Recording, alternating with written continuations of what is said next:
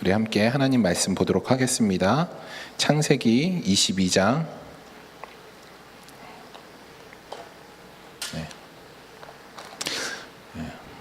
혹시 추우신가요? 추우시면 저 뒤에서 온도를 조금 조절하셔도 됩니다. 창세기 22장 1절로 12절까지입니다.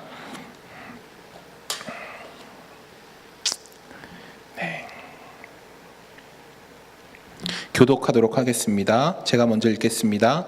그 일 후에 하나님이 아브라함을 시험하시려고 그를 부르시되 아브라함아 하시니 그가 이르되 내가 여기 있나이다. 내 아들 내 사랑하는 독자 이삭을 데리고 모리아 땅으로 가서 내가 내게 일러준 한 산 거기서 그를 번제로 드리라. 아브라함이 아침에 일찍 일어나 나귀의 안장을 지우고 두 종과 그의 아들 이삭을 데리고 번제에 쓸 나무를 쪼개어 가지고 떠나 하나님이 자기에게 일러주신 곳으로 가더니 3일에 아브라함이 눈을 들어 그곳을 멀리 바라본지라. 이 아브라함이 종들에게 이르되 너희는 나귀와 함께 여기서 기다리라.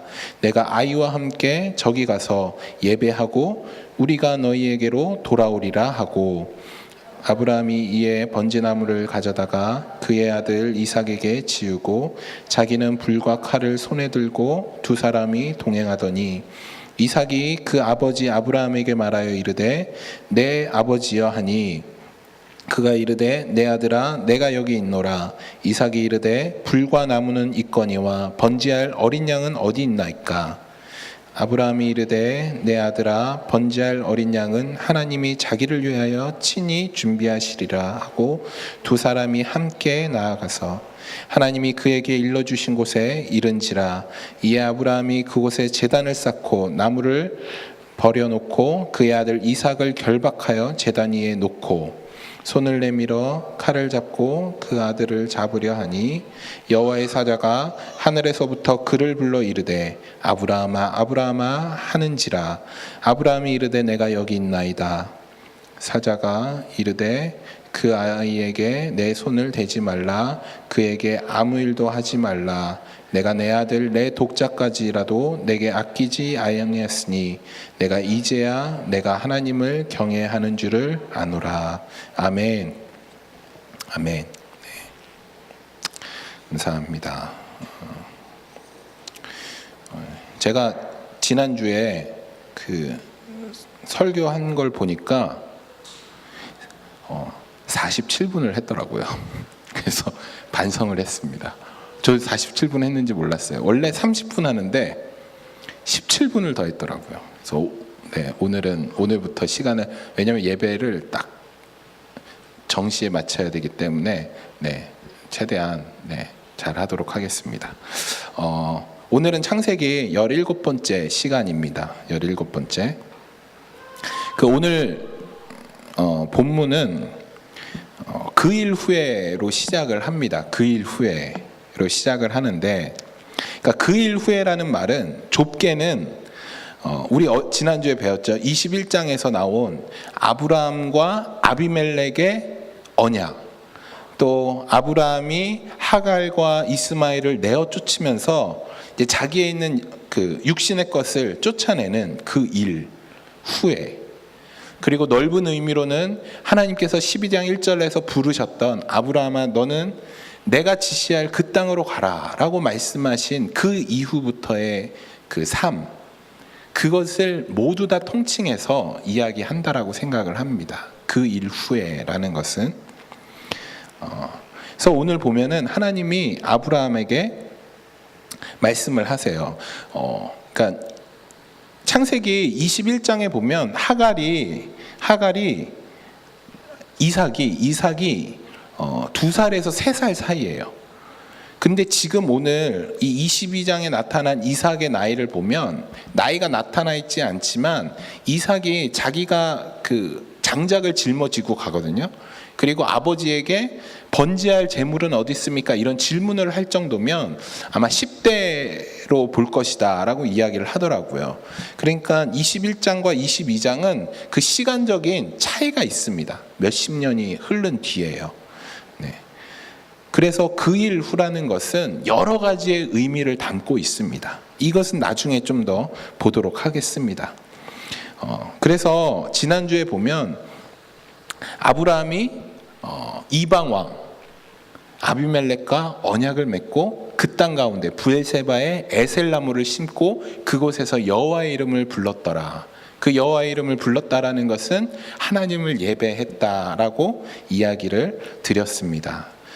그 후에 하나님이 아브라함을 찾아오십니다. 찾아오셔서 이렇게 말씀하세요. 아브라함아, 네가 가장 사랑하는 네 아들 이삭을 번제로 나에게 드려라 라고 말씀을 하십니다.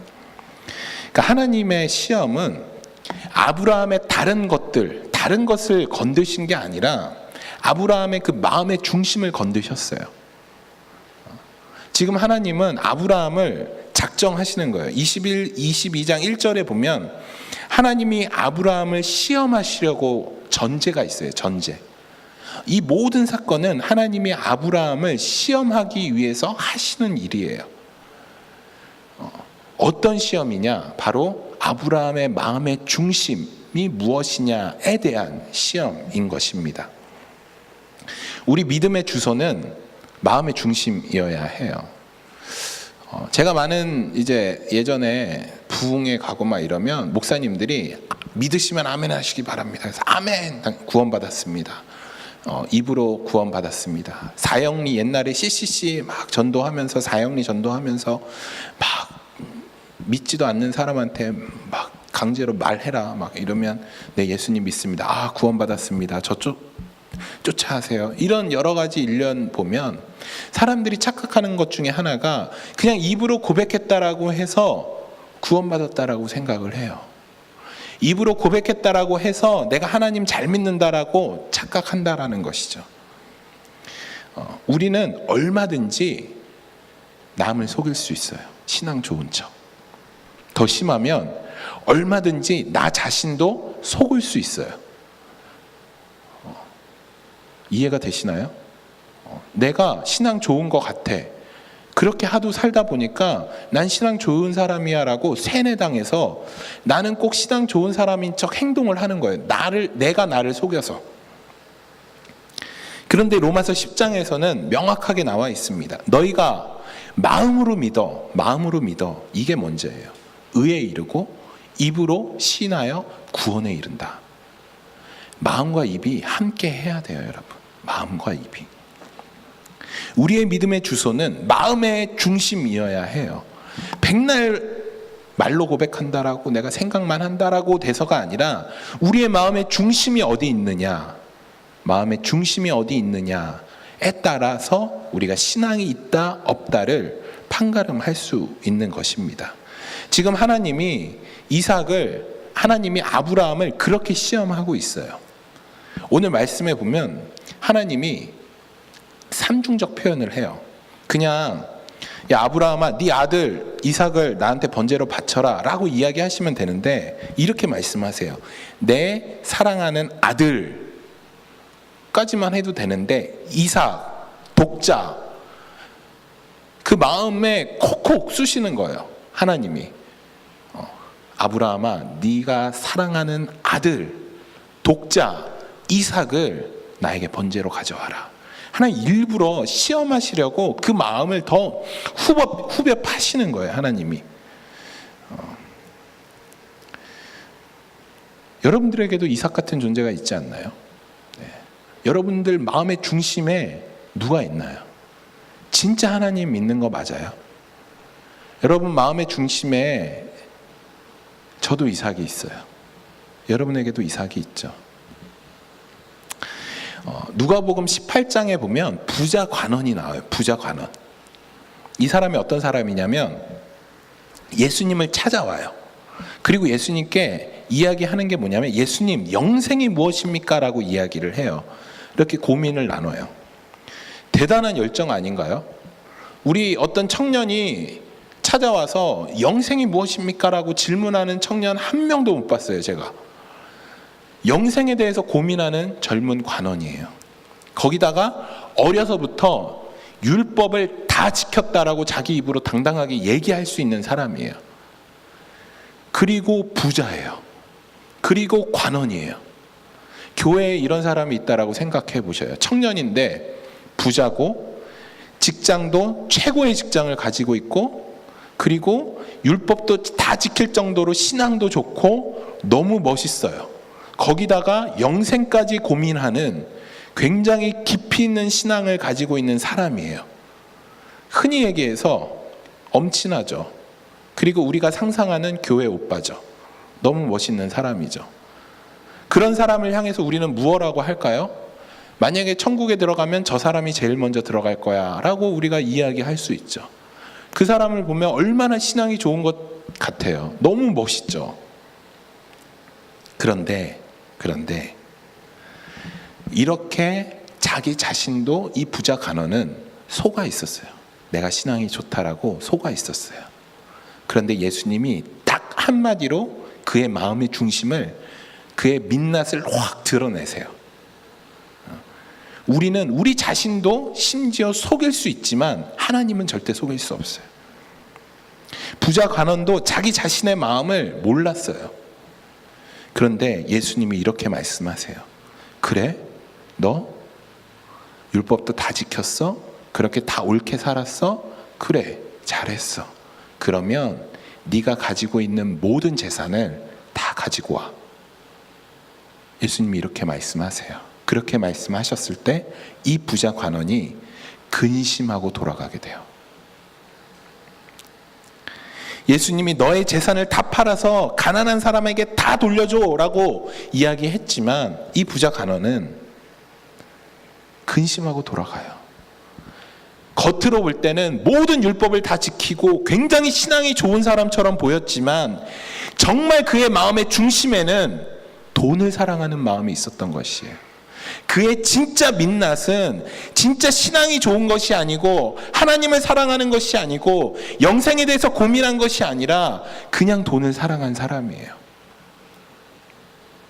우리는 얼마든지 다른 사람을 속일 수 있어요. 심지어 나조차도 속일 수 있어요.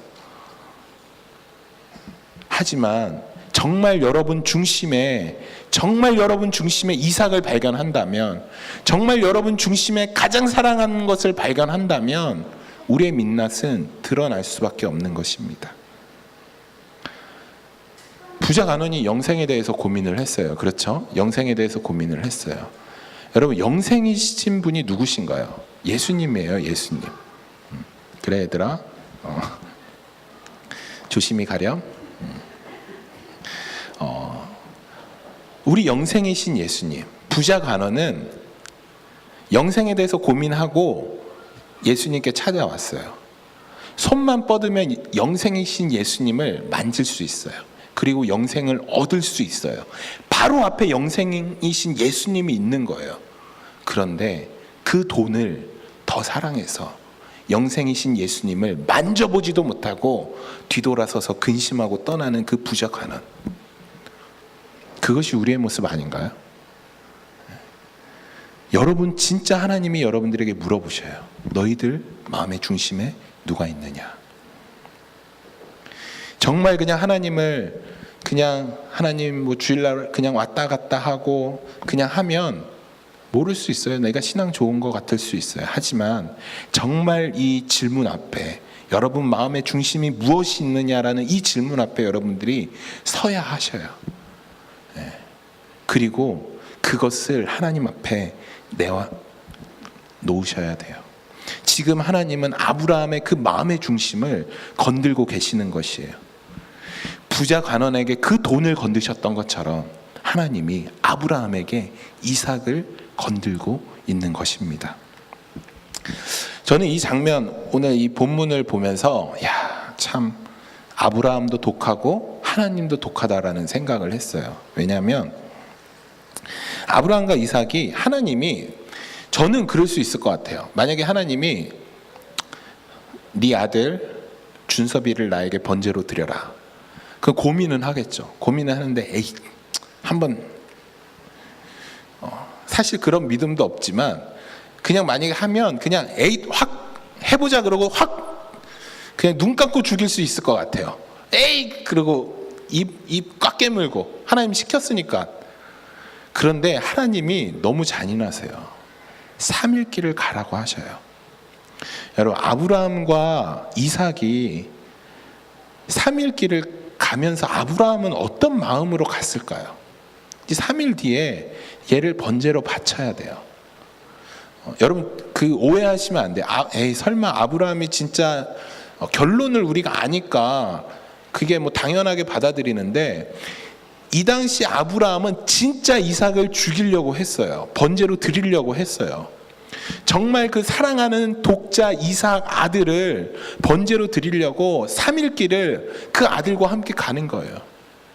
밤에 잘 때, 낮에 그 이삭이 뛰면서 아브라함에게 애교 피면서 이렇게 하는 그 아들의 모습을 보면서 3일 동안 얼마나 그 마음이, 그냥 집에 갈까? 하나님 그냥 믿지 말까? 그냥 없던 걸로 할까? 얼마나 수많은 감정이 교차했겠어요.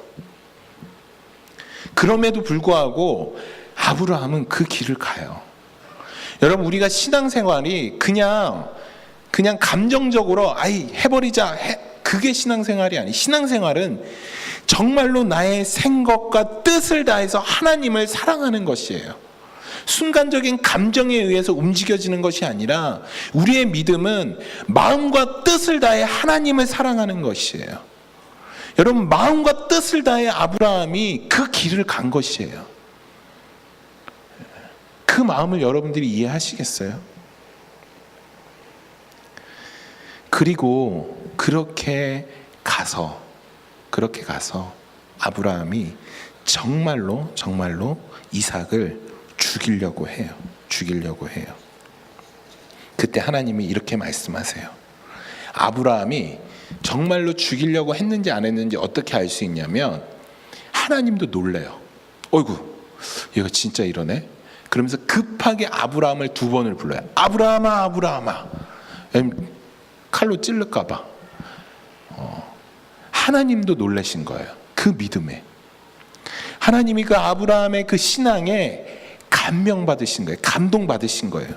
그래서 이렇게 말씀하세요. 사자가 이르되 그 아이에게 내 손을 대지 말아라. 그에게 아무 일도 하지 말아라. 내가 내 아들 독자까지라도 내게 아끼지 아니하였으니 내가 하나님을 경외하는 줄을 아노라. 여러분, 아브라함이 이때 하나님 앞에 인정받는 거예요. 자기의 가장 사랑하는 아들 독자 이삭을 내어놓으니까 하나님이 이제야 비로소 네가 나를 경외하는 줄 알겠다라고 인정해 주시는 거예요. 그럼 지금 우리는 어떤가요? 인정받을 수 있나요? 네, 제 자신만 봐도 갈 길이 멀었습니다. 너무 멋있는 것 같아요. 하나님 앞에 내가 이런 칭찬을 들을 날이 있을까라는 정말 그 마음이 듭니다. 이제야 비로소 내가 나를 경외하는 줄 내가 알겠다. 이 말씀. 하나님의 질문은 간단했어요. 복잡한 게 아니에요. 여러분들에게도 하나님이 간단하게 질문하세요. 나냐? 이삭이냐? 여러분이 가장 사랑하는 것 무엇이냐? 하나님이 그 질문을 하셔요. 여러분이 그 하나님의 질문 앞에, 하나님, 제가 하나님을 가장 사랑합니다. 내 마음과 목숨과 뜻을 다해 하나님을 사랑합니다. 이 고백을 할 때 하나님이 이렇게 이야기하실 거예요. 내가 이제야 비로소 나를 경외하는 줄 알겠다. 하나님의 이런 칭찬을 듣는 여러분 되시기를 간절히 소망합니다. 여러분, 왔다 갔다 하시면 안 돼요. 믿으시려면 확실하게 믿으셔요. 요한계시록에 라우디게아 교회가 있어요. 이 교회는 하나님 앞에 이런 책망을 들었어요. 내가 내 행위를 아노니 내가 차지도 아니하고 뜨겁지도 아니하는도다. 내가 차든지 뜨겁든지 하기를 원하노라. 이렇게 말씀하세요. 여러분, 하나님은 이 미지근한 걸 제일 싫어해요. 세상 한 발, 교회 한 발. 하나님 이거 정말 싫어하세요. 차라리 너 나 믿던지 아니면 아예 믿지 말던지 이렇게 말씀하시는 분이에요. 여러분, 믿으시려면 하나님 앞에 우리의 이삭을 드려야 돼요. 저도 결단하고 드릴 것입니다. 여러분도 오늘 이후로부터 그 여러분들에게 있는 이삭을 드리시기를 소망해요. 제가 매일 계속 말씀하는 게, 여러분, 그래서 매일매일의 삶 가운데 우리가 피 흘리기까지 싸워야 하는 것이에요.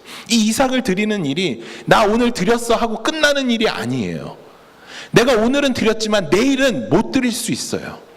그래서 매일의 삶 가운데 말씀 앞에서 나를 돌아보고 보면서, 하나님, 내가 오늘 하루의 삶 가운데 내 이삭을 바칩니다.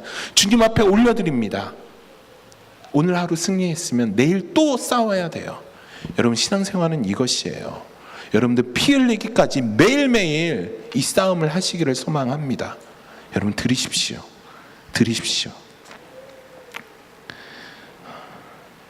이것이 바로 히브리서 11장 1절에 나오는 믿음의 고백이에요. 믿음은 바라는 것들의 실상이요, 보지 못하는 것들의 증거다. 이것이 그 고백입니다. 하나님의 사랑, 보이지 않지만 내가 가지고 있는 눈에 보이는 것을 하나님 앞에 믿음으로 드리는 것이에요. 그것이 보지 못하는 것들의 증거가 되는 것입니다. 여러분들에게 이러한 믿음이 있기를 소망합니다. 여러분, 그런데 더 정말 감동적인 건 무엇인 줄 아세요? 하나님이 아브라함이 이삭을 죽이려고 할 때 하나님이 그 아브라함을 2번이나 부르시면서 막으셨잖아요. 그 아브라함에게는 그 사랑하는 독자 아들 이삭을 손도 못 대게 하셨어요. 손도 못 대게 하셨어요. 그런데 몇천 년이 흘러서 그 자리에서 골고다 언덕 그 십자가 앞에서 엘리 엘리 라마 사막단이라고 처절하게 외치는 그 예수님, 그 당신이 사랑하는, 가장 사랑하는 독자 아들 예수 그리스도의 그 외침을 하나님이 외면하셨어요. 그 아브라함의 아들 이삭에게는 손도 못 대게 하신 그 하나님이 자기의 아들 독자 예수 그리스도의 그 처절한 외침은 하나님이 고개를 돌려버리셨어요. 여러분, 하나님이 우리에게만 이삭이냐 나냐라고 요구하지 않으셔요. 하나님은 이미 우리냐 예수냐 할 때 당당하게 고개를 돌리시고, 그 아들의 외침에는 고개를 돌리시고 우리를 선택하셨어요. 이미 하나님은 그렇게 가장 소중한 것을 우리에게 내어놓으시고 우리를 선택하셨어요. 여러분은 무엇을 선택하시겠어요? 하나님이 여러분들에게 질문하셔요. 나냐, 이삭이냐? 그래서 복음 중에 복음이라고 말하는 요한복음 3장 16절에서 이렇게 고백하는 것입니다. 하나님이 세상을 이처럼 사랑하사 독생자 예수를 주셨으니 이는 저를 믿는 자마다 멸망치 아니하고 영생을 얻게 하려 하심이니라. 여러분, 이게 복음입니다. 이게 복음이에요. 그래서 아브라함은 매일의 삶 가운데 이 하나님의 사랑을 경험했어요. 그래서 이삭을 내어드릴 수 있었던 것이에요. 아까 전에 제가 이야기한 그 일 후에라는 것은 단순히 그냥 그 일 후에를 이야기하는 것이 아니라 매일의 삶 가운데 아브라함이 실패했지만, 때로는 성공했지만, 하나님을 경험하면서 하나님을 신뢰하기 시작하면서, 내가 나의 가장 사랑하는 아들 독자 이삭이지만 그럼에도 불구하고 내가 하나님을 더 사랑해 라는 고백이 나올 수 있었던 것입니다. 그래서 여러분 삶 가운데 매일의 삶, 그 일 후에 하나님을 경험하는 매일의 삶 가운데 이삭을 드릴 수 있는 것이에요. 그냥 가만히 있다가 이삭을 드릴 수 절대 없습니다. 여러분들이 매일의 삶 가운데 하나님을 경험하셔야 돼요. 하나님을 믿으셔야 돼요. 하나님을 신뢰하셔야 돼요. 그 일 후에 이삭을 드릴 수 있는 것입니다. 여러분, 싸우시기를 소망합니다. 매일매일 포기하지 마세요. 세상은 이런 거지. 그냥 이렇게 살면 되겠지. 아니요, 절대 그렇게 말씀하지 마세요. 차든지 덥든지 여러분 싸우시기를 소망합니다. 피 흘리기까지 싸우시기를 소망합니다. 오늘 쓰러지면 다시 일어나세요. 그리고 주님의 긍휼을 구하고 다시 한번 나가시기를 소망합니다. 그렇게 나갈 때 하나님이 우리에게 이제야 내가 나를 경외하는 줄 알겠다, 이 칭찬을 하실 것입니다. 말씀을 마치겠습니다. 아브라함이 이 시험을 통과한 뒤에 이삭과 함께 번제를 드려요. 그렇죠? 예배를 드려요. 하나님 앞에. 여러분 이 예배는 어땠을까요? 아브라함과 이삭이 드리는 이 예배 얼마나 감동적이었을까요? 네? 하나님이 죽을 수밖에 없는 존재 이삭을 살려주시고 그래서 그와 함께 기뻐함으로 다시 살아난 기쁨으로 하나님 앞에 예배드리는 그때, 이전에 아브라함이 수많은 예배를 드렸지만 그 예배보다 지금 이 예배가 얼마나 감동적일까요? 그렇죠? 너무 감동적일 거예요. 여러분 우리가 이런 경험들을 하고 하나님 앞에 예배 드린다라고 생각해 보십시오. 예배 잘 드리자, 예배 이렇게 드려야 됩니다, 이렇게 얘기 안 해도 이 예배는 은혜가 있을 것입니다. 여러분이 여러분 삶 가운데 그 이삭을 하나님 앞에 드렸을 때 하나님이 그 하나님의 놀라운 사랑으로 그 이삭보다 더 귀한 예수 그리스도를 우리에게 선물로 주실 때 그 기쁨, 여러분 그 기쁨으로 예배 자리에 나오시기를 소망합니다. 그러면 이 예배는 은혜로울 수밖에 없어요. 네. 여러분의 매주 드리는 이 예배가 정말 이날 아브라함이 경험한 예배처럼 깊은 감동과 은혜가 있기를 간절히 소망합니다. 여러분 이곳에서 여러분 이렇게 예배할 때 이곳에 정말 나의 이삭을 하나님 앞에 내어놓을 때 이곳에 무엇이 생기는 줄 아세요? 이 모리아 산에 역대하 33장에 보면 이 모리아 산에서 이삭을 바친 이 장소에 솔로몬의 성전이 세워져요. 성전이 세워져요. 그리고 이 솔로몬의 성전에서 무엇이 세워지는 줄 아시나요? 그 자리에서 십자가가 세워져요. 여러분 내가 죽고 이삭을 내가 주님 앞에 하나님 앞에 드릴 때 그곳에 성전이 세워지는 것입니다.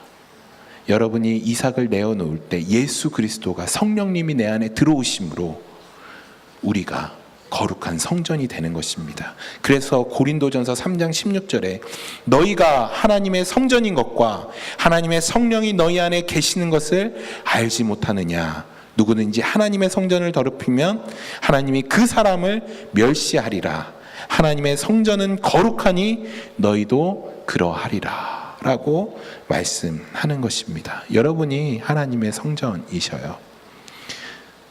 여러분 우리 하나님의 성전답게 이삭을 내어놓고 거룩한 성령님이 우리 주님이 여러분과 함께하기를 간절히 소망합니다. 그 삶 가운데 우리가 십자가가 세워질 것입니다. 그래서 이제는 내가 산 것이 아니요 오직 내 안에 그리스도께서 사신 것이라, 이 고백이 여러분과 함께하기를 간절히 소망합니다. 우리 이 시간 함께 기도하겠습니다.